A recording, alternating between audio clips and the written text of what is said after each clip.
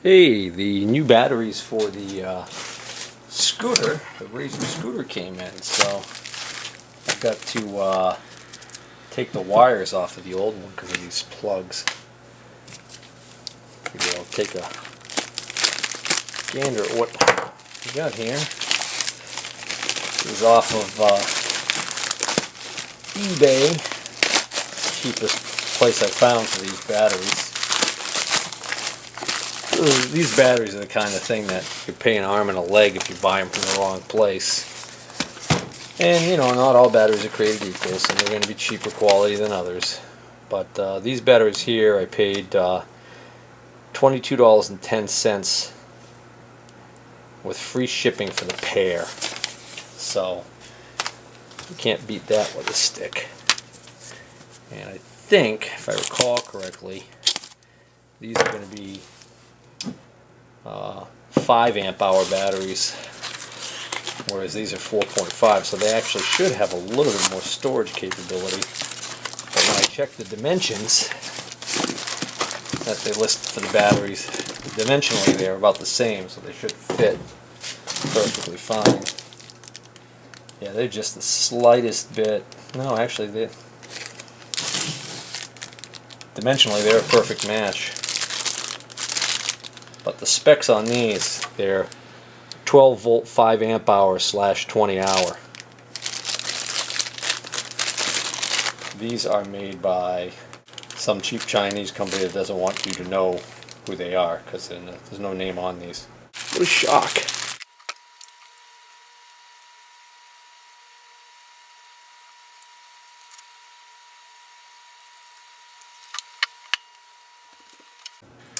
This solder's too thin.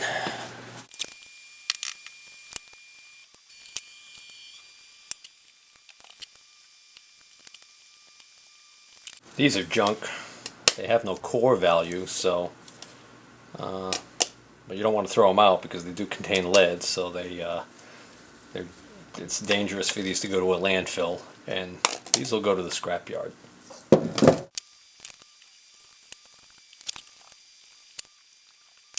Alright, all wired up. So when you get batteries like this, it's a good idea to give them an initial full 24-hour charge. Alright, so got the new batteries all wired up and installed them temporarily in one of the scooters.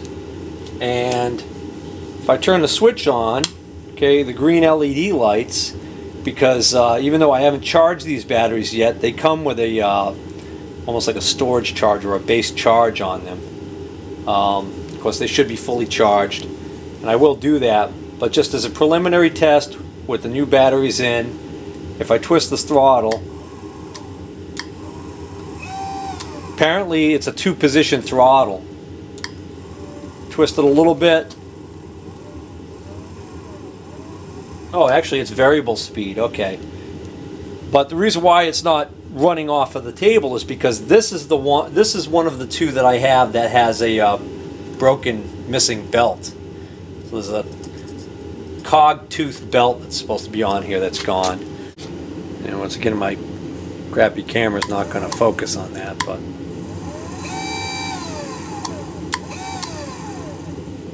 so I'd say that this scooter probably is perfectly fine, all the electronics in that. So to finish fixing this one, I'm going to order a belt and put a charge on these batteries. Now that charger that I picked up, I'm not sure whether or not it's going to have the current to properly charge these batteries. It's a 24 volt charger. I showed that, I think, in a previous video. It's actually a Kodak charger, so I have no idea what this originally went to. So the first thing is nice that this is actually the same size plug as the plug on the side here. But you got to resist the temptation when you're trying a charger that, you know, doesn't necessarily belong to the unit that you're planning on using it on. The first thing you got to be worried about is polarity. You get this little black ring right here, and what that does is that insulates this inner part right here to this from this outer part. So one of these is positive and one of these is negative. And I forgot which one it is, but I actually, off camera, I actually tested. What I did was, if you pull out this box, Now, this is the little electronics box here. But if you lift this box up and out, you can actually see the wires coming in off of this plug. And you can see that one of them's solid red and one is red with a black stripe on it. So the solid red more than likely is going to be the positive, and the red with the black stripe is going to be negative. So by looking at that, I was able to determine whether or not the center pin in here is supposed to be positive or negative, and it turns out it's a match for this here. As a matter of fact, when I plugged this in, before I put the batteries in, and before I had the batteries connected, and I plugged that in and I turned on that switch, the little green LED lit, which tells me, that was the other thing to confirm that I was correct. The polarity is a match. And the reason why I know that is because this is not a bulb, an incandescent bulb. This is an LED. If you get the polarity, if you have the wrong polarity going to an LED, it just won't light. So that's my reasoning for why I'm that, and the wiring. I'm confident that the polarity is okay. And the reason why that's such a big deal is because if the polarity was reversed on this and I put this charger on here, I could possibly, more than likely actually, damage the electronics inside this little box right here, and then pretty much it's a paperweight. Alright guys, here's the second of the two razor scooters that I picked up. This one looks like it may have been sitting outside at some point. It's got a little more corrosion on it. It's not as clean looking as the last one. But this one's got a good belt on it. But unfortunately, this one, wired it up with the new batteries in there, and I turn it on and the green LED doesn't light. So there's something else wrong with this one. I mean, it could be something as simple as the switch itself could be bad. But it could also be something in this box right here. Even these screws that hold this cover on have some corrosion on them. I don't see any other obvious connectors unplugged or anything. So that's what's leading me to believe that we've got, unfortunately, something more serious wrong with this one. There is a circuit breaker on the side here, but it's not popped. This is the kind of, the button pops out and you just push it in to reset it. And I wouldn't be surprised if that's actually on the load side of the circuit going to the motor. So if they didn't have all this goop all over the connectors in here, it'd be pretty much a piece of cake to verify things like the switch and the circuit breaker. It's just a matter of getting a continuity tester across them. You know, with the switch on, you should have 0 ohms across the two connections of the switch. Same thing with the circuit breaker. If the circuit breaker is not popped and it's reset, it should have 0 ohms across the two connections there. I'm curious what's in here for a circuit. Alright, so now I'm just going to just loosen these screws up. I'm going to pop this cover off, which is simple enough to do, and just see whether or not I see either signs of corrosion, meaning water had gotten inside this box, or any signs of burnt parts, which would mean, you know, something fried. Oh, that's interesting how that comes apart. The board is sandwiched between this aluminum piece. Oh, I see, this aluminum piece acts as the heat sink for this semiconductor right here. So right underneath this piece right here, oh, I see, there's two. You got two semiconductors. Maybe they're Darlington power transistors or something like that. Not sure. Not really that interested, because you've got all of this surface mount technology stuff over here, little tiny IC chip, all these other little tiny components here, a relay. Not much to this thing, really.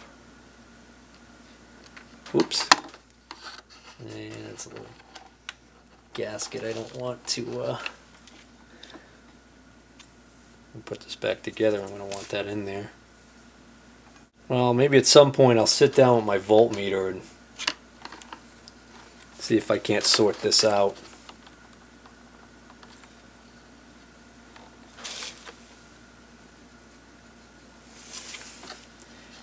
I don't see any visibly burnt or overheated parts on this. Oh, I just wanted to point something out. I misspoke before when I was talking about how I determine the polarity of that jack on the outside here. I mentioned this red wire and this red and black wire. Those two little wires right there just go to the LED, the green LED. It's these two wires below, which one is clearly solid red and one is clearly solid black. So that should be following the standard of red being positive, black being negative, and that's how I determined it. What I did was I followed this connector up to right here. You can unplug it right here, and then I did a continuity check between that red, with the pin that the red wire goes to, and the center pin there, and that's how I was able to determine which was which. I don't know if there's a dedicated plug for that switch. Doesn't look like it. There's a wire that comes up from the switch. It goes right to the board here, and then the wire going into the switch, well, that comes right from the battery. So basically, when I turn the switch on, I should have 12 volts right here. Well, that's funny. All I did was replug the plugs back in, and now the light's coming on. Alright, before I try and test fire this one up, I've got to put something underneath it because this one has a good belt on it. Alright, let's try this out.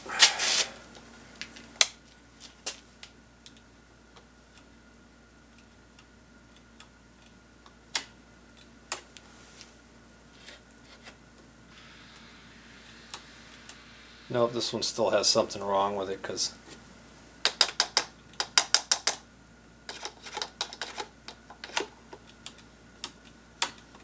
doesn't do anything.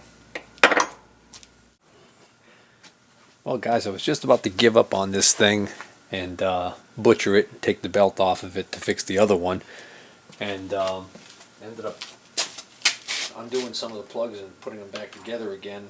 Ended up getting the light to come on, and then what I found was it turned out there's a micro switch in the brake. So when you pull the handbrake, which is actually a cable brake to the rear here, what it does is it disables the motor.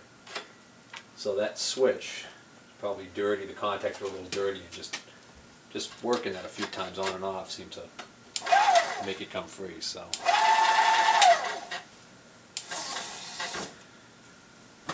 this is actually a working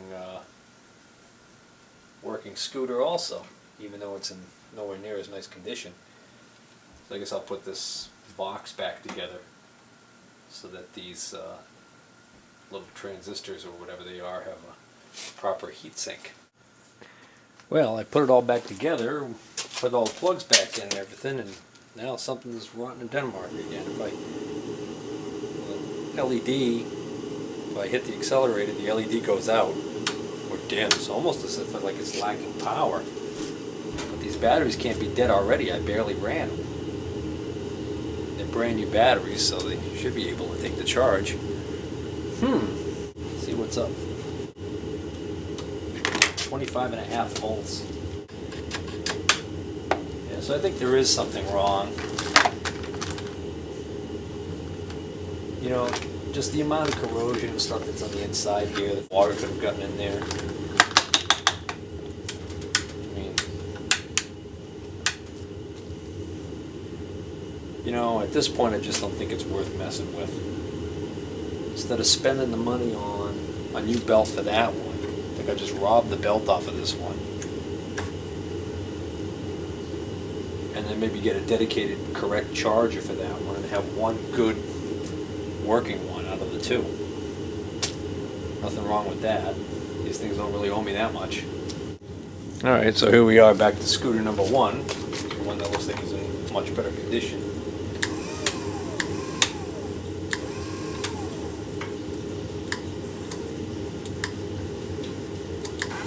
Ow! Yeah, that's got plenty of power. Alright. Let's tear the belt off that other one.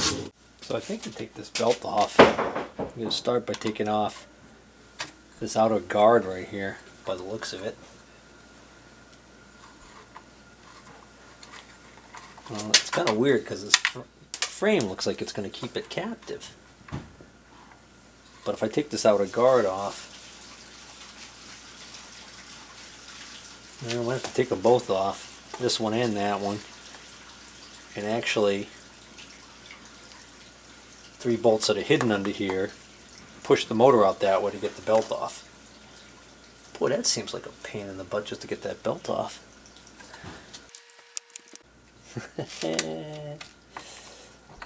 This looks like Allen head cap screws going all the way around here. There's actually only a couple of them, and the rest of these are fake. They're plastic, molded to look like there's a bunch of screws in here holding this in. 4 screws total. Yeah. Oh, that one's corroded. Yeah. This looks like it was out in the rain or something. I think these long screws I'll set aside. I won't put them right in my hardware keep pile. I might just keep these with the motor. I think I'm going to save this motor. Yep. Ah, okay, so there's 3 standoffs in there, and once you take the standoffs out, looks like the motor will flex just enough to let you get this belt by it. I think, maybe not. Let's start by taking it off. No, that's not going to work either. There we go. Yep, okay. That must be where that hole's there, so you can slide the motor out, get the belt off. Okay, now obviously I can't get the belt off till I get the wheel off, but I've got to go up and eat supper.